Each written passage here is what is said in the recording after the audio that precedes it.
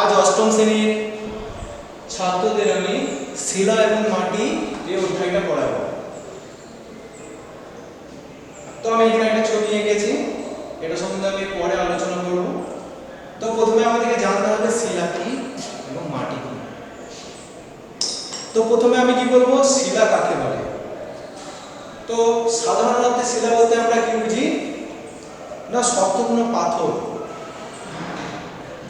খুব কঠিন শক্ত এই ধরনের কোনো পাথরকে আমরা শিলা বলে ভাবি। কিন্তু ভূগোলের পরিভাষায় শিলা বলতে শুধুমাত্র কোনো কঠিন পাথরকে বোঝায় না। তো ভূগোলের পরিভাষায় শিলা বলতে আমরা কি বুঝি, ভূপৃষ্ঠের উপরিভাগে ভূত্বক, আমরা জানি ভূপৃষ্ঠে যে উপরের অংশ আমরা তাকে কি বলে জানি, ভূত্বক বলে জানি। তো এই ভূত্বক যে সমস্ত পদার্থের সমন্বয়ে গঠিত তাদেরকে আমরা শিলা বলি। কি বললাম, ভূত্বক যার উপরে আমরা বসবাস করছি, এই ভূত্বক যে সমস্ত পদার্থের সমন্বয়ে গঠিত সেই সমস্ত পদার্থকে একত্রে শিলা বলা হয়। তো ভূত্বক কি দ্বারা গঠিত তোমরা জেনে থাকবে যে ভূত্বকের প্রধান উপাদান কি, অক্সিজেন, অ্যালুমিনিয়াম, তাই তো, সিলিকন, এগুলো হচ্ছে ভূত্বকের উপাদান, অর্থাৎ বিভিন্ন খনিজ পদার্থ। ভূত্বক বা শিলার প্রায় 45 ভাগই হচ্ছে কি বিভিন্ন খনিজ। তাহলে এই সমস্ত খনিজ বিভিন্ন ধরনের কি মৃত্তিকার গোলা, পাথর, নুড়ি, কাঁকর, বালি, পলি, তো এগুলোকে একত্রিত ভাবেই আমাদের ভূত্বক গঠন করেছে। তাই এদের প্রত্যেকেই আমরা শিলা বলি। অর্থাৎ খুব বড় আকারের পাথরের খণ্ড থেকে একদম সূক্ষ্ম পলি সবকিছুই কি না শিলার অন্তর্গত। তো শিলা বলতে গেলে আমরা কোন কোন শিলা সম্বন্ধে আমাদের প্রথমে ধারণা লাভ করতে হবে, বা কোন কোন শিলা দিয়ে আমাদের ভূত্বক গঠিত সেটা সম্বন্ধে জানতে হবে। তো মূলত 3 ধরনের শিলা দ্বারা আমাদের ভূত্বক গঠিত। সেই 3 ধরনের শিলা কি কি, আগ্নেয় শিলা, পাললিক শিলা এবং রূপান্তরিত শিলা। সোজা কথায় কি না, শিলাকে আমরা 3 ভাগে ভাগ করতে পারি। সেই 3টি ভাগ হচ্ছে আগ্নেয় শিলা, রূপান্তরিত শিলা এবং পাললিক শিলা। তো চলো এই 3 শিলার সৃষ্টি, এই 3 শিলার উপাদান এবং গঠন সম্পর্কে আমরা এখন আলোচনা করব। তো প্রথমে আসা যাক কি আগ্নেয় শিলা। তো আগ্নেয় শিলা কি বলছে না, ভূপৃষ্ঠে যখন সৃষ্টি হয়েছিল তখন ভূপৃষ্ঠ কি ছিল, উত্তপ্ত জ্বলন্ত গ্যাসীয় পিণ্ড ছিল। তো ধীরে ধীরে কি করেছে, আমাদের পৃথিবীর তাপ বিকিরণ করেছে এবং তার উপরিভাগে যে গলিত পদার্থগুলো আছে সেগুলো ক্রমশ কি হয়েছে, জমাট বেঁধেছে এবং জমাট বেঁধে শক্ত হয়ে যে শিলা সৃষ্টি করেছে তাকেই আমরা কি বলি, আগ্নেয় শিলা বলি। অন্যভাবেও বলা যায়, কি বলা যায়, আমরা এই শক্ত ভূপৃষ্ঠের উপর অবস্থান করলে, বসবাস করলেও এখনো কিন্তু পৃথিবীর অভ্যন্তরভাগ গলিত অবস্থায় বা অর্ধতরল অবস্থায় রয়েছে। তো এই গলিত এবং অর্ধতরল পৃথিবীর অভ্যন্তরভাগে কি আছে, গ্যাস আছে, বাষ্প আছে এবং ভূপৃষ্ঠের উপরে চাপে এগুলো কি করতে যায়, সর্বদাই বাইরে বেরিয়ে আসতে চায়। এজন্য কি হয়, যখন কোনো দুর্বল স্থান বা ছিদ্রপথ পায় তখন কি হয়, এই গলিত উত্তপ্ত তরল পদার্থটা বাইরে বেরিয়ে আসে। এই উত্তপ্ত তরল গলিত পদার্থটাই ভূপৃষ্ঠে বেরিয়ে এসে শীতল হয়ে এবং কঠিন হয়ে কিসের সৃষ্টি করেছে না, আগ্নেয় শিলার সৃষ্টি করেছে। তো দেখো আমি এখানে কি করব, বিভিন্ন ধরনের আগ্নেয় শিলা সম্পর্কে আলোচনা করব, ঠিক আছে। তো আগ্নেয় শিলা সম্পর্কে আলোচনা করতে গেলে আরো দুটো কথা আছে, ম্যাগমা এবং লাভা। তো ম্যাগমা কাকে বলবো আর লাভা কাকে বলবো? দেখো না, উত্তপ্ত, গলিত এবং তরল পদার্থ যখন কি থাকে আমাদের ভূ অভ্যন্তরে থাকে, অর্থাৎ ভূপৃষ্ঠের নিচে থাকে, তখন তাকে বলা হয় ম্যাগমা। ছবিতে আমি সেরকমই দেখিয়েছি, এটা আমাদের ভূপৃষ্ঠ, ঠিক আছে? এই ভূপৃষ্ঠের নিচে দেখো, এই যে আমি ছবিটা এঁকেছি, এই অংশটা হচ্ছে কিনা ম্যাগমা। লাভা কাকে বলবো? না, এই উত্তপ্ত গলিত পদার্থটা যখন কি হবে, কোনো ছিদ্রপথ, ফাটল বা আগ্নেয়গিরির মুখ দিয়ে কি হবে, বেরিয়ে জমা হবে, তাকে লাভা বলবো।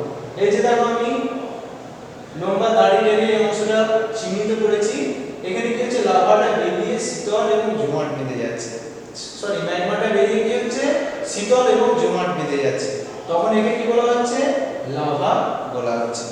তাহলে ম্যাগমা এবং লাভা দুটো আলাদা জিনিস। কি, যখন গলিত পদার্থটা কি থাকে, পৃথিবীর অভ্যন্তরভাগে থাকে, তখন তাকে বলা হচ্ছে ম্যাগমা, এবং যখন সেটা ভূপৃষ্ঠের উপরে বেরিয়ে আসে এবং শীতল এবং ঘনীভূত হয়ে কি হয়, জমাট বেঁধে যায়, তখন তাকে বলা হচ্ছে লাভা।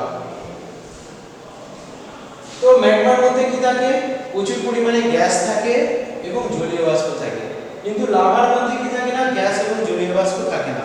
কারণ যখন কি হয়, ম্যাগমাটা বেরিয়ে যায়, তখন গ্যাস এবং জলীয় বাষ্পটা বায়ুমণ্ডলে কি হয়, মিশে যায়। তাহলে বোঝা গেল, এই ম্যাগমাটা ভূপৃষ্ঠের বাইরে বেরিয়ে এসে কিসের সৃষ্টি করে, লাভা বা আগ্নেয় শিলার সৃষ্টি করে। তো মনে রাখতে হবে, পৃথিবী জন্মের সময় বা সৃষ্টির সময় আগ্নেয় শিলা সবার প্রথমে সৃষ্টি হয়েছিল। কি মনে রাখতে হবে, পৃথিবীর জন্মের সময় বা সৃষ্টির সময় কি হয়েছিল না, সবার প্রথম আগ্নেয় শিলার সৃষ্টি হয়েছিল। তাই একে কি বলা হয়ে থাকে, প্রাথমিক শিলা বা মূল শিলা বলা হয়ে থাকে। তাহলে এটা আগ্নেয় শিলার একটা বৈশিষ্ট্য। কি বৈশিষ্ট্য না, এই শিলাটাই হচ্ছে পৃথিবীতে কি সর্বপ্রথম সৃষ্টি হয়েছিল, তাই এই শিলাটার নাম হচ্ছে কি, প্রাথমিক শিলা বা মূল শিলা। আগ্নেয় শিলা আর কি বৈশিষ্ট্য বলতে পারি আমরা, না আগ্নেয় শিলা কি হয়ে থাকে, কোনো স্তর থাকে না, আগ্নেয় শিলায় কোনো স্তর থাকে না, যার জন্য এর অপর নাম হচ্ছে অস্তরীভূত শিলা। আগ্নেয় শিলায় কোনো জীবাশ্ম পাওয়া যায় না। কি, আগ্নেয় শিলায় কোনো জীবাশ্ম পাওয়া যায় না, কারণ উদ্ভিদ বা প্রাণীর দেহাবশেষ যাই কি হয়, আগ্নেয় শিলার মধ্যে পড়ে, সেগুলো পুড়ে যায়, ছাই হয়ে যায়। তো আগ্নেয় শিলার নামটি এসেছে কোথা থেকে, ল্যাটিন শব্দ ইগনিয়াস, ঠিক আছে? ইগনিয়াস কোথার অর্থ হচ্ছে আগ্নেয়, তো ইগনিস, আইজি এনিওয়েস, আর ইগনিস থেকে আগ্নেয় কথাটি এসেছে। তো এর অর্থ কি না, আগুন। আগ্নেয়গিরির মুখ দিয়ে কি হয় না, উত্তপ্ত গলিত পদার্থটা নির্গত হয় বলে একে আগ্নেয় শিলা বলা হয়ে থাকে। আগ্নেয় শিলা কি হয়ে থাকে, অত্যন্ত কঠিন হয়ে থাকে। কি হয়ে থাকে, অন্যান্য যে শিলাগুলো আছে, আগ্নেয় শিলা কি হয়, পাললিক শিলার থেকে কঠিন হয়ে থাকে। তো আগ্নেয় শিলাকে দুটি ভাগে ভাগ করা যায়। কি কি, যে শিলাটা ভূপৃষ্ঠের উপরে সৃষ্টি হচ্ছে তাকে কি বলা হচ্ছে না, নিঃসারী আগ্নেয় শিলা। কিছু কিছু সময় কি হয়, ম্যাগমা ভূপৃষ্ঠের অভ্যন্তরেও কি হয় না, জমাট বাঁধে এবং আগ্নেয় শিলার সৃষ্টি করে, তাকে বলা হয় পাতালিক আগ্নেয় শিলা। তো আগ্নেয় শিলার উদাহরণ কি কি বলতে পারো, ব্যাসল্ট, গ্রানাইট, ডলোরাইট, অবসিডিয়ান, গ্র্যাভো, এগুলো হচ্ছে কি না, আগ্নেয় শিলার উদাহরণ। এরপরে আসবো কিসে না, পাললিক শিলা। তো পাললিক শিলা কাকে বলা হয় না, আগ্নেয় শিলা বা রূপান্তরিত শিলা, এমনকি পাললিক শিলা ক্ষয়প্রাপ্ত হয় এবং চূর্ণ বিচূর্ণ হয়ে যখন কি হয়, কোনো হ্রদ বা সমুদ্রের তলদেশে স্তরে স্তরে সঞ্চিত হয়। তো 1, 2, 3টে স্তর দেখিয়েছি। তাহলে আগ্নেয় শিলা, রূপান্তরিত শিলা অথবা কি হয়, পাললিক শিলা যখন কি হয়, আবহাওয়া বিকারের দ্বারা ক্ষয়প্রাপ্ত হয় এবং নদী, হিমবাহ, সমুদ্র তরঙ্গ, বায়ু ইত্যাদি দ্বারা বাহিত হয়ে কোনো হ্রদের তলদেশে, সমুদ্রের তলদেশে স্তরে স্তরে সঞ্চিত হয় তখন তাকে বলা হয় পাললিক শিলা। তো আগ্নেয় শিলার পরবর্তী পর্যায়ে কি হয় না পাললিক শিলার সৃষ্টি হয়, তার জন্য একে সেকেন্ডারি রকও বলা হয়ে থাকে। ঠিক আছে, বৈশিষ্ট্য কি না পাললিক শিলার মধ্যে একাধিক স্তর দেখা যায়, যেহেতু কি হয় না পলি স্তরে স্তরে সঞ্চিত হয়, তার জন্য পাললিক শিলার অপর নাম হচ্ছে কি স্তরীভূত শিলা। তাছাড়া কি হয় না পাললিক শিলার মধ্যে বিভিন্ন উদ্ভিদ এবং প্রাণীর যে দেহাবশেষ সেটা কি হয় চাপা পড়ে যায়, পরবর্তীকালে স্তরীভূত হয়ে গেলে পাললিক শিলার মধ্যে তার ছাপ থেকে যায়, একে বলা হয় কি জীবাশ্ম। তাহলে জীবাশ্ম কি না যখন পাললিক শিলা কোনো হ্রদ অন্য কোনো জলাশয় বা সমুদ্রের তলদেশে কি হয় স্তরে স্তরে সঞ্চিত হয়, তখন পাললিক শিলা স্তরের মধ্যে উদ্ভিদ অথবা প্রাণীর দেহাবশেষ চাপা পড়ে যায় এবং ভূগর্ভের তাপ এবং ভূপৃষ্ঠের চাপের ফলে স্তরীভূত হয়ে যায় এবং পাললিক শিলার মধ্যে তার কি ছাপ থাকে। বুঝা গেল? তাই পাললিক শিলায় কি দেখা যায় না জীবাশ্ম দেখা যায়। আর কি হয় না পাললিক শিলাস্তরের মধ্য দিয়ে কি পাওয়া যায় কয়লা পাওয়া যায়, পেট্রোলিয়াম, প্রাকৃতিক গ্যাস, এই সমস্ত মূল্যবান খনিজ পদার্থগুলো পাওয়া যায়। আগ্নেয় এবং রূপান্তরিত শিলা থেকে পাললিক শিলা কি হয়ে থাকে নরম হয়ে যায়, সহজে কি হয়ে যায় ভেঙে যায়। তাহলে এটা হচ্ছে পাললিক শিলা এবং তার বৈশিষ্ট্য। এরপরে আসবো কি না রূপান্তরিত শিলা।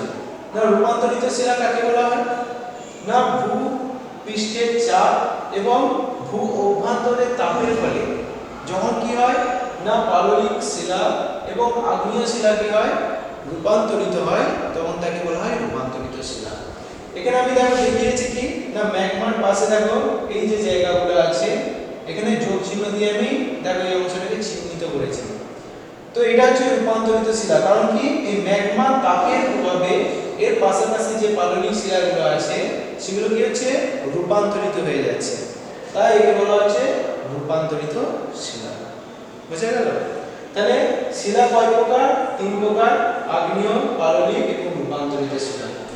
তো আগ্নেয় শিলা বললাম, পাললিক বললাম এবং রূপান্তরিত বললাম। তো রূপান্তরিত শিলার বৈশিষ্ট্য কি না এই শিলাগুলো কেলাসিত, অর্থাৎ এগুলো অনেক বেশি স্বচ্ছ বা চকচকে হয়ে থাকে।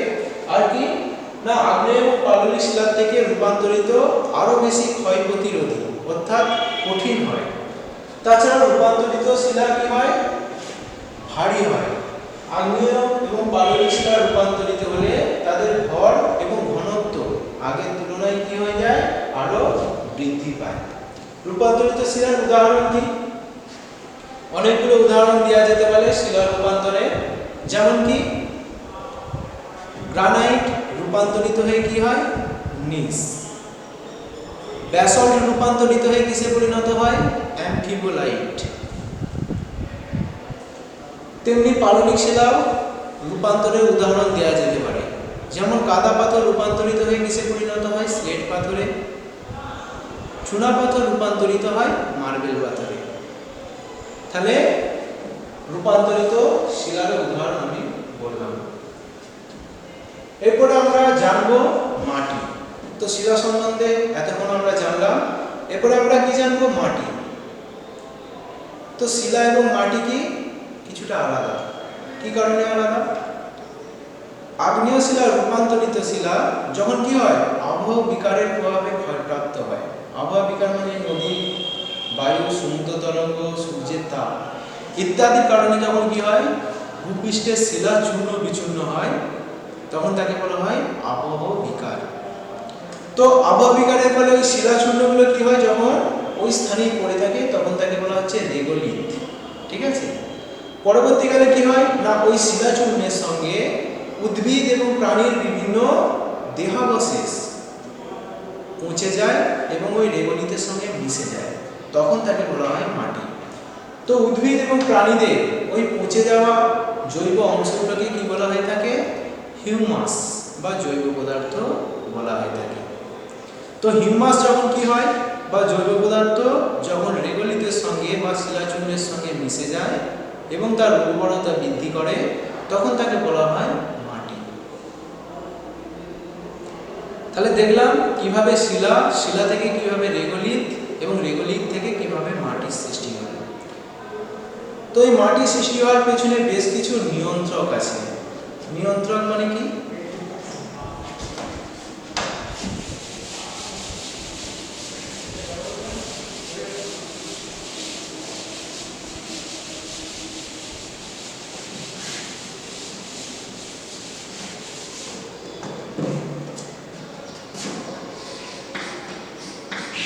মাটির সৃষ্টির নিয়ন্ত্রক।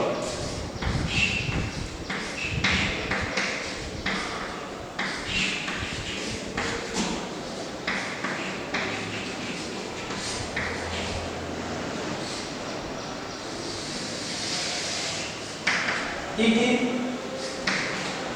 না মাটি কিরকম হবে, তার গভীরতা কিরকম হবে, মাটির উর্বরতা কেমন হবে, মাটির রং কেমন হবে, তো এগুলো বেশ কিছু বিষয়ের উপর নির্ভর করে। এই বিষয়গুলোকে কি বলা হয় থাকে? না মাটি সৃষ্টি নিয়ন্ত্রক বলা হয় থাকে। এই নিয়ন্ত্রকগুলো কি কি? প্রথমে হচ্ছে শিলা, আর কি কি?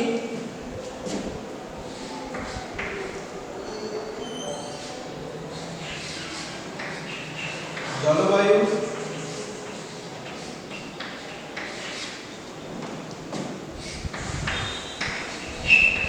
ভূপ্রকৃতি,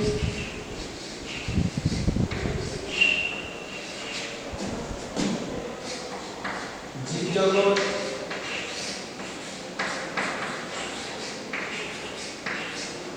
আর সময়।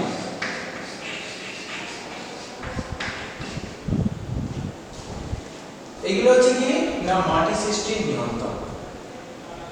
তো এক একটা নিয়ন্ত্রক সম্পর্কে আমি আলোচনা করব। প্রথমে বলি শিলা। তো মাটির রাসায়নিক ধর্ম, মাটির রং এবং মাটির উর্বরতা কিরকম হবে তা আদি শিলার উপর নির্ভর করে। তো আদি শিলা কি না কোনো কঠিন শিলাস্তরের উপরে যে মাটি সৃষ্টি হচ্ছে, অর্থাৎ যে শিলাটা আবহাওয়া বিকারের ফলে চূর্ণ বিচূর্ণ হয়ে ধীরে ধীরে মাটি সৃষ্টি করছে, সেই শিলাটাকে কি বলা হয়? আদি শিলা বলা হয়ে থাকে। যদি আমরা দাক্ষিণাত্যের কৃষ্ণ মৃত্তিকার কথা বলি তাহলে কি হয়েছে না ব্যাসল্টে আদি শিলা থেকে কৃষ্ণ মৃত্তিকার সৃষ্টি হয়েছে। যেহেতু ব্যাসল্ট শিলায় কি আছে? লোহা এবং চুনের পরিমাণ বেশি আছে, তাই কৃষ্ণ মৃত্তিকাতেও লৌহ এবং চুনের আধিক্য দেখা যায়। ব্যাসল্ট শিলা ক্ষারকীয়, তার জন্য কৃষ্ণ কার্পাস মৃত্তিকা বা রেগুল মৃত্তিকা ক্ষারকীয় হয়। আর কি না ব্যাসল্ট শিলার রং হচ্ছে কিরকম হয়ে থাকে? কালো হয়ে থাকে। তাই আদি ব্যাসল্ট শিলা থেকে সৃষ্ট মৃত্তিকা কৃষ্ণ মৃত্তিকা অর্থাৎ কালো বর্ণের হয়ে থাকে। তাহলে তোমরা এই উদাহরণ থেকে কি বুঝতে পারলে যে শিলার উপর কি করে না মাটির রং, মাটির উর্বরতা এবং তার রাসায়নিক যে ধর্ম সেটা নির্ভর করে। দ্বিতীয় ক্ষেত্রে কি আছে? জলবায়ু। জলবায়ু কি একটা গুরুত্বপূর্ণ কি নিয়ন্ত্রক। কিভাবে নিয়ন্ত্রক? যদি তুমি মরু অঞ্চলে দেখো, দেখবে সেখানকার মাটি কি অনুর্বর, মাটির স্তর পাতলা, মাটি থাকেই না, শুধু বালির কণা। আবার তুমি খুব শীতল অঞ্চলে যাও, সেখানে দেখবে শিলাচূর্ণ, সেখানে কি নেই? মাটিতে জৈব পদার্থ খুব একটা বেশি নেই। কারণ কি না জলবায়ু যত আর্দ্র হবে এবং উষ্ণ হবে সেখানে কি হবে? বৃষ্টিপাতের পরিমাণ যত বেশি হবে মাটির মধ্যে রাসায়নিক পদার্থগুলো কি করবে? বিক্রিয়া বেশি করবে। সেখানে কি হবে? অনেক বেশি পরিমাণে উদ্ভিদ জন্মাবে, উদ্ভিদের পাতা পচা ডালপালার অংশ সেগুলো মাটির সঙ্গে মিশবে এবং মাটিকে কি করবে?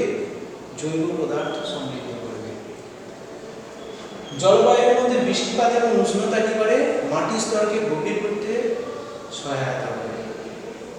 যে সমস্ত জৈব পদার্থগুলো মৃত্তিকার উপরের স্তরে থাকে সেগুলো বৃষ্টির জলের সঙ্গে কি হয় নিচের স্তরে যায়। আর উষ্ণতা যত বেশি হয় তত কি হয় বিভিন্ন অণুজীব ছত্রাক এগুলো কি হয় না তাদের বিয়োজন ক্ষমতা তত বৃদ্ধি পায়। তারা তাড়াতাড়ি কি করে না মাটির মধ্যে খনিজ পদার্থ জৈব পদার্থগুলোকে তাড়াতাড়ি ভেঙে দেয় এবং মাটির সঙ্গে মিশিয়ে দেয়। ওই জন্য আর্দ্র জলবায়ু অঞ্চলে যেখানে বৃষ্টিপাত খুব বেশি এবং যেখানে উষ্ণতা খুব বেশি দুটোই যেখানে বেশি সেখানে মাটির স্তর কি হয় অনেক বেশি গভীর হয়, মৃত্তিকা স্তরে জৈব পদার্থের পরিমাণ বেশি থাকে এবং কি হয়ে থাকে মৃত্তিকা সুগভীর হয়। অপরদিকে কি হয় শুষ্ক জলবায়ু অঞ্চলে জৈব পদার্থ থাকে না, রাসায়নিক বিক্রিয়া সেখানে বেশি হয় না, যার জন্য সেখানে কি হয় না মৃত্তিকা স্তর অতটা গভীর হতে পারে না। 2 নম্বরে কি আছে ভূপ্রকৃতি। তো মৃত্তিকা সৃষ্টিতে ভূপ্রকৃতির প্রভাব কি?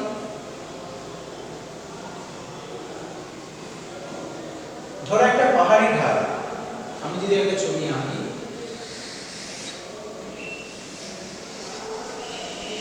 আর একটা সমতল অংশ, এখানে পাহাড়ের ঢাল, তো এখানে যে মৃত্তিকাটা সৃষ্টি হবে সেটা কি হবে ঢাল বেশি, এই মৃত্তিকাটা কি করতে পারবে পাহাড়ের ঢালে স্থায়ী হতে পারবে না, এখানে কি হবে বৃষ্টির জলে ধুয়ে সে কি হবে সমতল অংশে জমা হবে, তাই তো? তাহলে পাহাড়ের ঢালে মৃত্তিকা যেটা সৃষ্টি হচ্ছে ঢাল বেশি বলে সেটা কি হচ্ছে ধসের সৃষ্টি হচ্ছে বা জলপ্রবাহের সৃষ্টি হচ্ছে, যার জন্য মৃত্তিকাটা সেখানে কি হতে পারছে না স্থায়ী হতে পারছে না, সেটা কি হচ্ছে অন্যত্র অপসারিত হয়ে জমা হচ্ছে। ওর জন্য ভূপ্রকৃতির উপর কি করে না মৃত্তিকা সৃষ্টি নির্ভর করে। কারণ কি সমভূমি অঞ্চলে যদি আবহাওয়া বিকার হয় শিলাচূর্ণগুলো সেই স্থানেতেই পড়ে থাকবে, ঠিক আছে, এবং সেখানে কি হবে ধীরে ধীরে মৃত্তিকা স্তরটা আস্তে আস্তে গভীর হতে শুরু করবে। কিন্তু পাহাড়ি অঞ্চলে যে শিলাচূর্ণগুলো সৃষ্টি হচ্ছে সেগুলো মৃত্তিকা হওয়ার সুযোগই পাচ্ছে না, সেগুলোতে জৈব পদার্থ মেশার সুযোগই পাচ্ছে না, কারণ সেগুলো কি হচ্ছে শিলাচূর্ণগুলো বিভিন্ন প্রাকৃতিক শক্তির দ্বারা অন্যত্র অপসারিত হয়ে যাচ্ছে। তাহলে যেখানে ভূমির ঢাল বেশি সেখানে মৃত্তিকা অগভীর হবে, আর যেখানে ভূমির ঢাল কম সেখানে কি হবে মৃত্তিকা স্তর গভীর হবে। তাহলে ভূপ্রকৃতির সঙ্গে কি মৃত্তিকার এটা একটা সম্পর্ক। পরের পয়েন্ট কি জীবজগৎ। আগে আমি বলেছি কি না আবহাওয়া বিকারের ফলে সৃষ্ট শিলাচূর্ণকে রেগোলিথ বলা হয়। কখন তাকে মৃত্তিকা বলা হয় যখন বিভিন্ন জৈব উপাদান বা হিমমাস কি হয় তার সঙ্গে মিশে তখন তাকে কি বলা হয় মৃত্তিকা বা মাটি বলা হয়। তো দেখো জীবজগৎ কি করে, উদ্ভিদ তাদের শেকড় কি হয় শিলার মধ্যে প্রবেশ করায় এবং শিলাকে চূর্ণ বিচূর্ণ করে মাটি সৃষ্টিতে সহায়তা করে। উদ্ভিদদের ফুল ফল পাতা এবং শিকড় থেকে নিঃসৃত রাসায়নিক পদার্থ বা অম্ল শিলাকে কি করে রাসায়নিকভাবে বিয়োজিত করে। তাছাড়া কি করে মাটির মধ্যে অনেক অণুজীব এবং ব্যাকটেরিয়া ছত্রাক এগুলো থাকে। ক্ষুদ্র ক্ষুদ্র জীব আছে যেমন কেঁচো উইপোকা পিঁপড়ে, এরা মৃত্তিকার মধ্যে কি করে গর্তের সৃষ্টি করে, উপরের মাটির সঙ্গে কি করে নিচের মাটিকে মিশিয়ে ফেলে, ফলে মৃত্তিকা উর্বর হয়। তাছাড়া এদের বিভিন্ন যে অংশগুলো দেহের অংশগুলো সেগুলো কি হয় মাটির মধ্যে মিশে যায় এবং মাটিকে উর্বর করে। অনেক প্রাণী আছে যারা কি করে মাটির মধ্যে গর্ত করে বসবাস করে, ইঁদুর পেড়ি কুকুর শিয়াল, ঠিক আছে, এরা কি করে মাটির মধ্যে কি করে গর্ত করে বসবাস করে, ফলে কি করে মাটির মধ্যে গর্ত করার সময় এরা শিলাকে চূর্ণ বিচূর্ণ করে বা মাটিকে কি করে মিশিয়ে দেয়, মাটিকে আলাদা করে। তাহলে কি হয় না জীবজগৎ মৃত্তিকা সৃষ্টি করতে সহায়তা করে। পরের পয়েন্ট হচ্ছে সময়। প্রথমেই বললাম যে পাহাড়ের ঢালে কি হয় যে মৃত্তিকা সৃষ্টি হয় সেটা স্থায়ী হয় না, তাই তো, সেটা কি হয় না ঢাল বরাবর জলপ্রবাহের দ্বারা অপসারিত হয়। তাহলে মৃত্তিকা সৃষ্টি হতে গেলে বা মৃত্তিকা গভীর হতে গেলে সময়ের প্রয়োজন। যত বেশি সময় ধরে কি হবে কোনো অংশে বিরোধিত শিলাস্তর বা রেগোলিথটা দীর্ঘ সময় ধরে অবস্থান করবে, সেখানে কি হবে না বিভিন্ন জৈব রাসায়নিক প্রক্রিয়াগুলো কি হবে দ্রুত হবে, জৈব পদার্থ তার সঙ্গে অনেকক্ষণ অনেক সময় ধরে মেশার সময় পাবে এবং আদিশিলা কি হবে না জলবায়ুর প্রভাবে বা উদ্ভিদদের প্রভাবে বিয়োজিত হওয়ার বেশি সময় পাবে। তাহলে সেখানে কি হবে ধীরে ধীরে মৃত্তিকার স্তরটা কি হবে বাড়বে বা তার গভীরতা বাড়বে। অর্থাৎ সময় যত বেশি হবে তত কি হবে মৃত্তিকার স্তর সুগঠিত হবে এবং মৃত্তিকা তত উর্বর হবে। এরপরে আসা যাক মৃত্তিকার উপাদান। মৃত্তিকায় কি কি উপাদান থাকে?